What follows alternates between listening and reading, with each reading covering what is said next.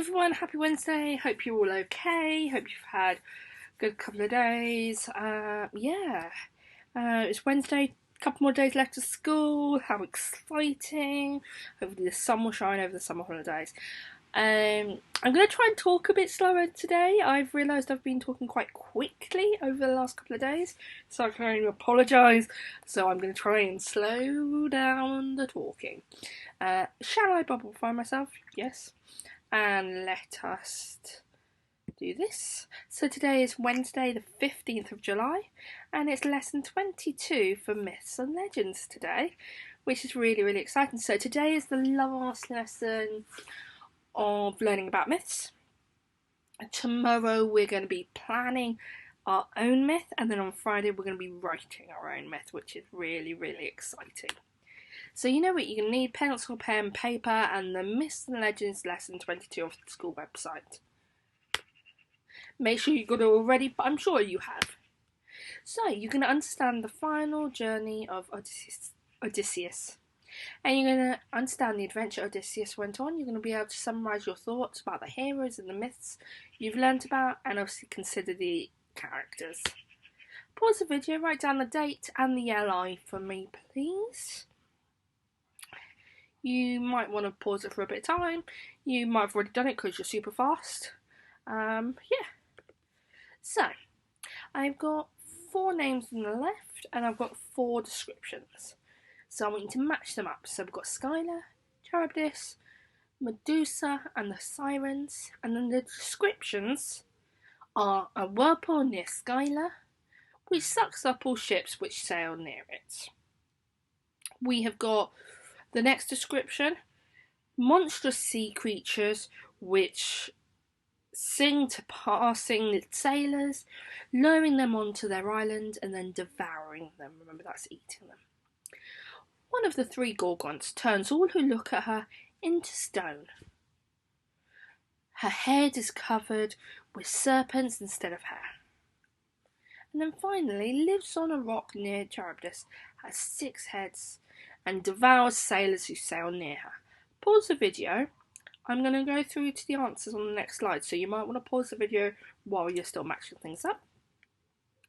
Okay, so Skylar matches up with lives on a rock near Charybdis and has 6 heads and devours the sailors who sail near her. Well done if you got that right. Charybdis, a whirlpool near Skylar, who sucks up all ships which sail near it. Well done if you got that. I hope you got those 2 right, because they're from yesterday, really. Medusa, one of the 3 Gorgons, turns all who look at her into stone. Her head is covered with serpents instead of hair. And finally, the Sirens, monstrous sea creatures which sing to passing sailors, luring them onto their island and then devouring them. Well done if you got all of those correct. So, vocabulary recap. These are your 4 words today. So we've got glimpse, impending, catastrophe, and anguish for today. What do they mean? Tell your imaginary pet chicken. Like a mouse chicken. Oh, I miss mouse chicken. Right, so, glimpse is a momentary or partial view, which is a noun. It can also be a verb. Impending is about to happen. That's a verb. Catastrophe, and you can see I've used the same one. Why did it go there? An event causing great and unusually sudden damage or suffering. A disaster. That's a noun. Anguish, severe mental or physical pain or suffering, which is a noun, but it can also be a verb. Put my teeth back in. Well done if you got all of those right. Today's new vocabulary. There's loads today. Okay, remember it's our last day, so don't panic too much. Suitors, a man who pursues a relationship with a view to marry. Somebody that's suitable for somebody, that's a noun. Loyalty, a strong feeling of support, a noun. Aggravation, the state of becoming worse or more serious, that's a noun. Swineherd, and that's a person who tends pigs, that's an ancient word, a historical word, a noun. Yearning, a feeling of intense longing for something, a noun, but it can also be an adjective. Shabby, in poor condition through long use or lack of care, An adjective, grimy, covered with grime, so like yucky, nasty stuff, and that's an adjective. Vigor, physical strength, and in good health, and that's a noun. Scorn, a feeling, an expression of contempt for someone or something, a noun, but it can also be a verb. And nooses is a salute with a... Miss Hewitt is not very good at this job. A running knot. Tightening, as the rope is, or the wire is pulled and used to trap animals or hang people. It's a noun, but it can also be a verb. It's not a very nice way of dying at all. Okay, so we're going to go on to the last booklet, which is kind of exciting. Don't look at those answers. So we need lesson 22.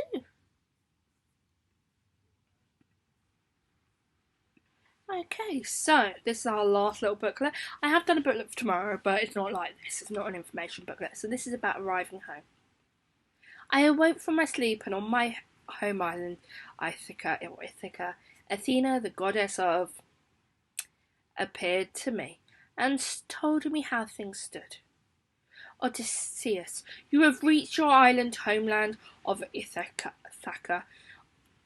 I am Athena, goddess of wisdom, who guards you in your wanderings. But the prophecy has come true.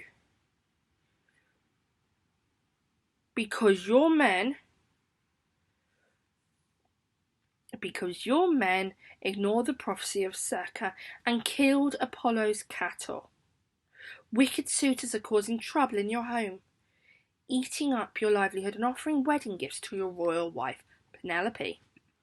All this time she has waited for your homecoming, with loyalty wishing for your return. I am here to make a cunning scheme with you, to warn you of all the trials you will have to go through within your palace. Tell not a single person, man or woman, that you are back from your wanderings. Endure all aggravation in silence. By Olympus, I would have certainly been murdered directly as I set foot in my house. Had you not made this clear to me, Athena, devised some cunning scheme of revenge. I am going to change you beyond all recognition. I shall clothe you in rags with your skin and dim your bright eyes until you are repulsive and loathsome. Even to your wife Penelope and son Telemachus, who you left at home. Now, for your part, you must go to the swineherd in charge of your pigs. His heart is loyal to your son Telemachus and wise Penelope. And Athena withered my skin, robed my head of hair, covered my body in wrinkles, dimmed my bright eyes, and changed my clothing into a shabby cloak, grimy rags, and a filthy tunic. Then she left. I hurried down the rough, dusty path to the swineherd's hut. Eumaeus had been ordered to send several hogs to the arrogant suitors to slaughter and feed on the flesh. Eumaeus thought I was a beggar and addressed me, "Come in, my friend. You must be hungry. Have you got any news? Did you hear what had happened to King Odysseus? He never came back from Troy. The gods give me pain and grief. Here I sit yearning for the best of kings, fattening his hogs for others to eat, others who plot to kill his son Telemachus, while he, likely starving, is lost in foreign lands and strange places. If he is still alive, but follow me, old man. Let's go to my hut, so you can have all the bread and wine you want." Suddenly the door opened, and came a young man. "Prince Telemachus," the swineherd gasped. Come in, and avoid the terrible gang of evil suitors who are plotting to kill you." And Athena transformed me back to youthful vigour, with a fresh cloak and tunic. Telemachus gave me a look of amazement, for fear that I might be good, but patient and long enduring. I said, "I am no god, Telemachus. Why do you take me for an immortal?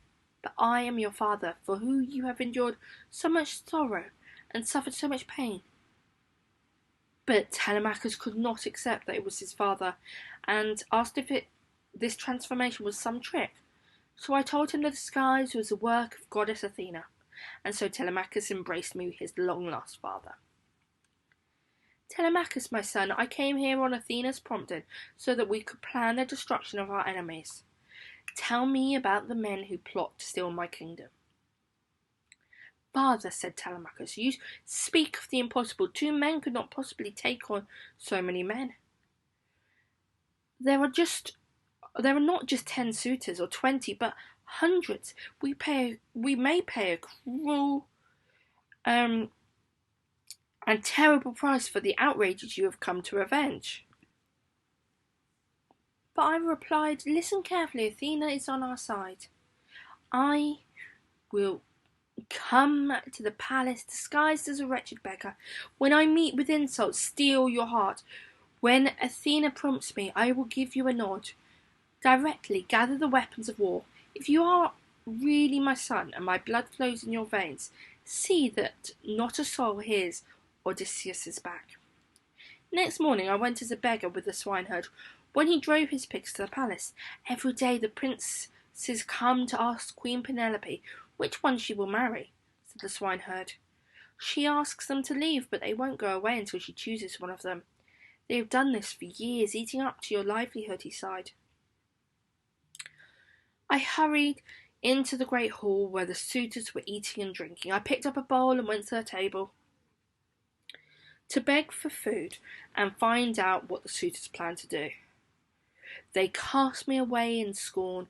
One threw a stool at me. Telemachus was furious, but he had promised his father to wait patiently, endure and say nothing. When Queen Penelope heard that a wandering beggar was in the palace, she sent her old nurse to fetch him. I stood in the shadows. I was afraid of my wife. I was afraid of my wife. My wife might recognize me, even though I was in disguise. I was heartbroken to see Penelope so sad. Odysseus is alive and is very near to your home now, I said to comfort her. Thank you, said Penelope. My nurse will look after you. That evening, feasting on another of the swineherd Eumaeus' hogs, the suitors shouted drunkenly, enough is enough. Penelope must choose one of us as her husband today. Then we will kill her son. Just then Penelope came in carrying a huge ivory bow. This bow belonged to my husband, King Odysseus. She said, I shall marry the man who is strong enough to put a string on it. But first, he must also shoot an arrow through these 12 axes. She ordered the target to be set up. The suitors wanted to show how strong they were. Each one tried as hard as they could, but could not string the bow. It's old and stiff, they shouted, and rubbed the bow with oil. They tried again and again, but still could not bend it. At last, tired and cross, they gave up. We'll try again later, they said. Now bring us some food and wine. I stepped forward. May I try? He asked. The suitors laughed. A beggar wants to be a king, they said. I picked up the bow and, bending it easily, put on the string. I took an arrow, pulled the string and fired. The arrow shot through the axes and right into the centre of the target. The princes watched in horror. Athena, goddess of wisdom, had changed into a sparrow and was watching from the ceiling. As soon as that arrow hit the target, she turned my rags back into armour. I am Odysseus, I cried, taking another arrow. I have come back for my revenge, and I shot a suitor dead. Telemachus drew his sword and ran to help his father. The suitors ran to escape, but Telemachus had locked the doors. The suitors fought desperately, but Telemachus and I killed them all. We also hanged 12 of Penelope's maids. The women's heads were held fast in a row, with nooses round their necks, to bring them to the most pitiable ends. Remember, for a little while, their feet twitched, but not for very long. Penelope, come down from a balcony. How do I know you are Odysseus? She asked. Perhaps the gods are playing a trick on me. Perhaps they have made a beggar look just like my husband. Then she thought of a test. Go and move the big bed into the other room. She said. Wait, I cried. The bed can't be moved. I built it round a tree. Penelope smiled. That proves you are Odysseus. Only you know about the tree. A man of many wanderings, I smiled back. I I'm Odysseus. My faithful wife and I have come home safely at last. I will tell you and my brave son, Telemachus, everything. So you've got 3 challenges today. So challenge A, you're going to order the event. So you've got Odysseus arrived at his palace. The suitors devise a challenge to win Penelope's heart. Odysseus reveals his identity to Telemachus. Penelope tests Odysseus. Odysseus challenges the suitor. Athena advises Odysseus. Then we've got a true or false one. Odysseus follows Athena's instructions to the letter. Odysseus is not able to pass Penelope's test. Penelope remains loyal to Odysseus throughout his absence, and Telemachus plots to kill his father. Athena supports Odysseus' return home.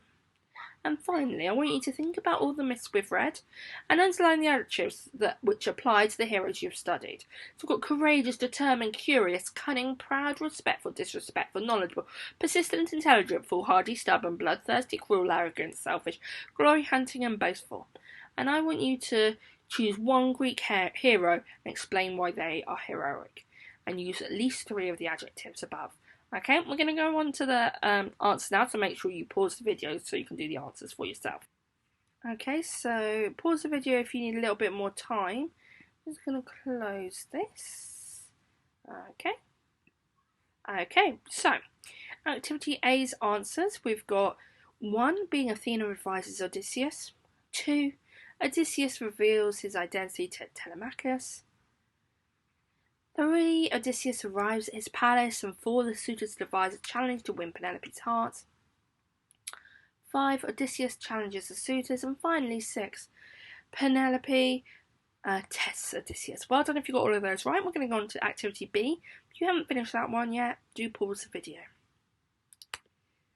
So B, Odysseus follows Athena's instructions to the letter. No, he doesn't, does he? Not at all. I've just realised I've made a mistake, because number 2, he does pass Penelope's test about where the bed is, doesn't he? Yes. So it's false. Penelope remained loyal to Odysseus throughout his absence. That's correct. Telemachus plots to kill his father. No. Other people around plot to kill Telemachus. Athena supports Odysseus to return home, and that's true. I can't wait to see all your work. Send it to yr5@grange.harrow.sch.uk. I'll see you tomorrow, guys. Bye!